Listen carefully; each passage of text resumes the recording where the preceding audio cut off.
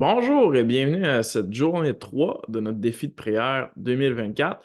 Et notre titre, c'est la prière au Père dans le nom du Fils par l'Esprit. On est dans Jean 14, entre les versets 15 à 21. L'un des mystères de la foi chrétienne, c'est que Dieu s'est révélé comme étant le Dieu unique en trois personnes. Dieu est Trinité. Nous croyons en un seul Dieu qui existe éternellement en trois personnes. Alors, quand on parle de cette notion-là, on peut en réagir en disant, ben, c'est une genre d'abstraction complexe qui ne sert pas à grand-chose.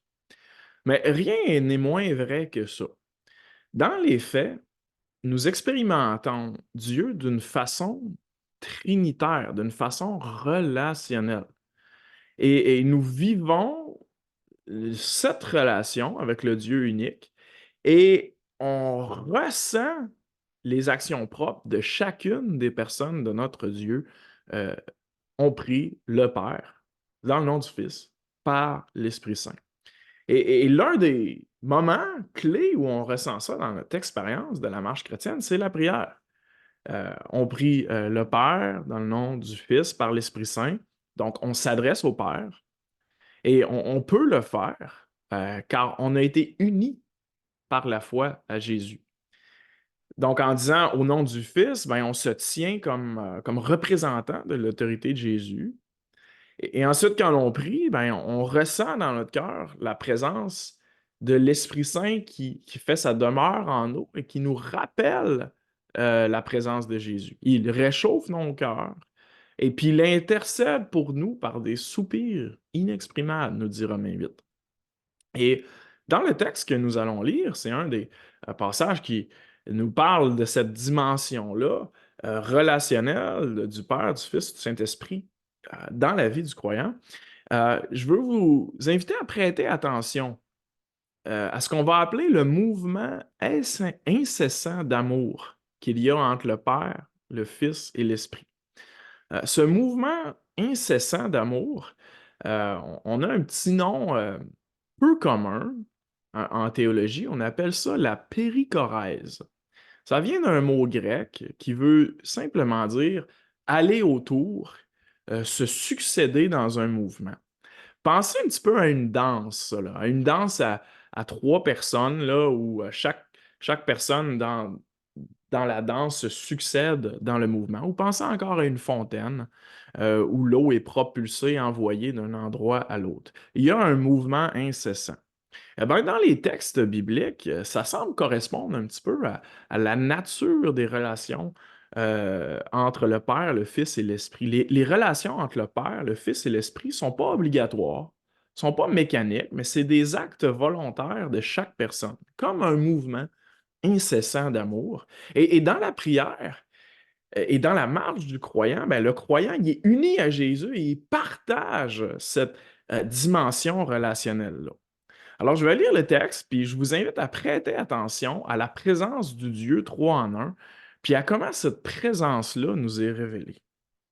Jean 14, verset 15, Jésus parle et dit, si vous m'aimez, gardez mes commandements. Et moi, je prierai le Père, et il vous donnera un autre consolateur, afin qu'il demeure éternellement avec vous, l'Esprit de vérité que le monde ne peut recevoir, parce qu'il ne le voit point et ne le connaît point. Mais vous, vous le connaissez, car il demeure avec vous, et il sera en vous. Je ne vous laisserai pas orphelin, je viendrai à vous. Encore un peu de temps, et le monde ne me verra plus, mais vous, vous me verrez car je vis, et vous vivrez aussi. En ce jour-là, vous connaîtrez que je suis en mon Père, que vous êtes en moi, et que je suis en vous.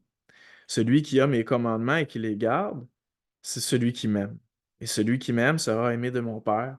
Je l'aimerai et je me ferai connaître à lui. Alors, première chose que je souligne dans le texte, c'est que le Père, le Fils et l'Esprit sont présents dans nos vies, hein. On voit au verset 16, Jésus dit, je prierai le Père. Et quand on prie, ben, on prie le Père. Ensuite, au verset 16 et 17, le Seigneur Jésus nous dit que le Père va nous donner un autre consolateur. Et que cet autre consolateur-là, c'est l'Esprit de vérité, l'Esprit Saint. Et puis ensuite, dans le texte, ben, clairement, on voit que Jésus est là et que l'Esprit et le Père vont nous rappeler à Jésus, vont nous le faire ressentir. Ensuite, si vous portez attention au verset 18, le Seigneur Jésus dit: «Je ne vous laisserai pas orphelins». Alors, relationnellement, là, vous allez sentir quelque chose, vous allez vivre quelque chose. Il dit: «Je viendrai à vous, je viendrai à vous». Et ensuite, au verset 17, hem, cet Esprit Saint-là, qu'est-ce qu'il va faire? Il va demeurer avec vous et il sera en vous. Alors, on voit ici que c'est la présence de l'Esprit Saint, c'est par sa présence avec nous, il demeure en nous, il fait son habitation en nous. C'est par cette présence-là que le Père et le Fils, se manifestent, se font connaître aux croyants. Et puis, ensuite, au verset, heu, 19, «Encore un peu de temps et le monde ne me verra plus», hein. En effet, on ne voit plus le Seigneur Jésus, hein, il est rendu en haut. Et le monde, mais vous, vous me verrez, car je vis et vous vivrez aussi. Alors, c'est cette, présence de l'Esprit-là qui nous permet de ressentir cette relation. Ça nous permet de le connaître. Il demeure avec nous. Il sera en vous, dit Jésus.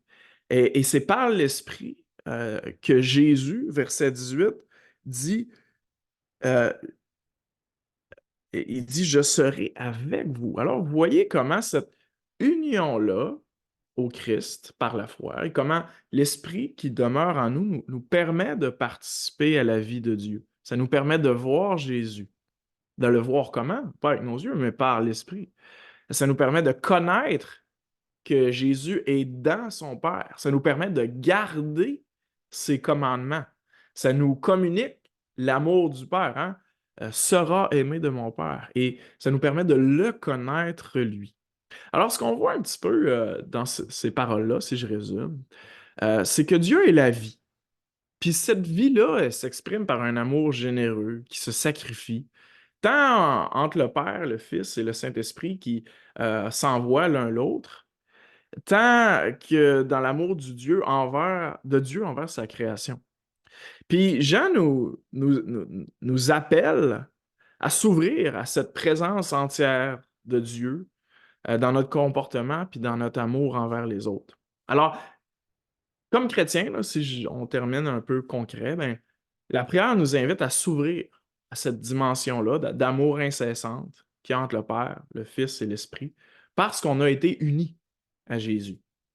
Alors, quand vous priez, je vous encourage à prêter attention, à vous ouvrir à cet amour-là qui caractérise notre Dieu.